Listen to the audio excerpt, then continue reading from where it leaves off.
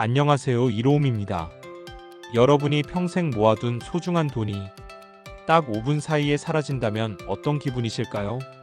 믿기지 않으시겠지만 요즘 어르신들 사이에서 이런 일이 매일같이 일어나고 있습니다. 더 무서운 건 멀리 있는 보이스피싱 범죄가 아니라 동네 휴대폰 대리점에서 아주 친절해 보이는 직원 손에서 순식간에 돈이 빠져나간다는 사실입니다.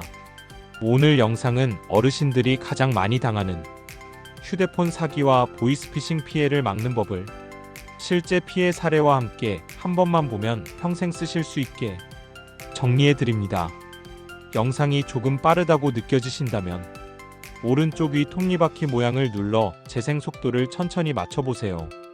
또 화면 한번 누르시면 일시정지된 상태로 보실 수 있습니다. 일실화 5분 만에 사라진 3천만 원.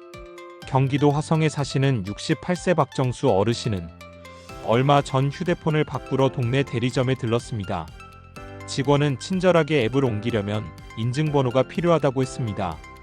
순진한 마음에 문자로 온 6자리 인증번호를 알려줬는데 그게 화근이었습니다. 너무나 쉽게 통장 잠고 3천만 원이 순식간에 빠져나갔습니다.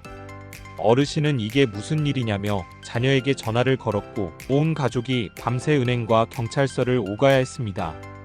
이런 피해 절대 남의 일이 아닙니다. 나는 안 당해라고 생각하실 수도 있습니다. 하지만 작년 한 해에만 65세 이상 어르신 330명이 이런 휴대폰 사기로 총 400억 원을 잃었습니다. 하루 평균 10명 가까이가 당하는 셈입니다. 특히 최근에는 AI 보이스피싱까지 등장해 자녀 목소리를 그대로 흉내냅니다. 엄마 휴대폰 바꿨어. 급해 돈 좀 보내줘. 이렇게 자녀처럼 말해서 깜빡 속이면 통장에 있던 돈은 순식간에 사라집니다. 3절대 알려주면 안 되는 3가지. 그렇다면 어떻게 하면 피해를 막을 수 있을까요? 꼭 기억하세요. 딱 3가지만 절대 알려주지 않으면 됩니다. 첫째, 문자로 온 인증번호. 휴대폰 바꿀 때 직원이 문자 온 거 알려주세요 라고 할 때 그건 여러분 통장을 여는 열쇠입니다.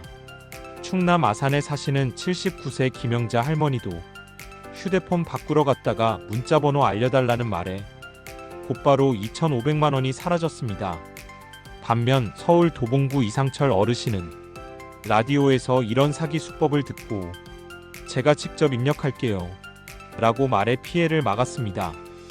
둘째, 공인인증서 비밀번호. 대전에 사시는 72세 강민수 할아버지는 새 휴대폰을 사러 갔다가 직원이 공인인증서 비밀번호 알려주세요 라고 해서 평소 쓰던 비밀번호를 알려줬습니다. 그날 저녁 통장은 0원이 되었습니다. 공인인증서는 집 금고 열쇠보다 중요합니다.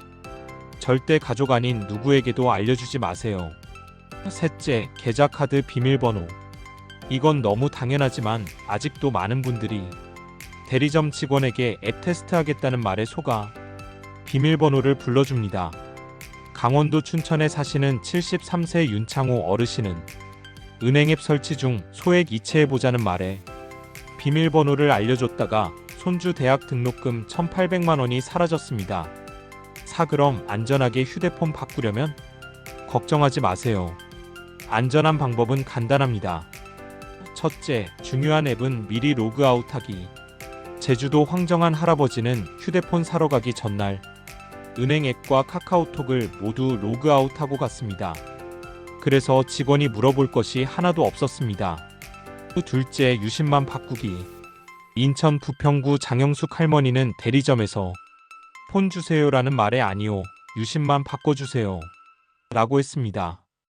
유심만 바꾸면 전화는 문제없이 됩니다. 셋째, 나머지 설정은 집에서 가족과 함께. 광주 정호진 할아버지는 디지털 배움터에서 젊은 선생님 도움을 받아 앱을 다시 깔았습니다.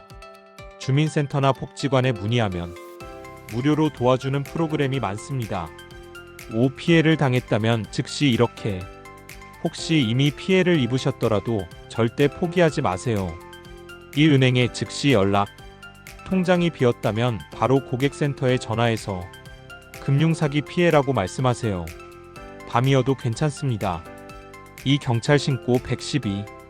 가까운 경찰서나 지부대에 방문하세요. 피해를 자세히 설명하면 사이버 수사팀으로 연결됩니다. 3. 통신사에도 신고.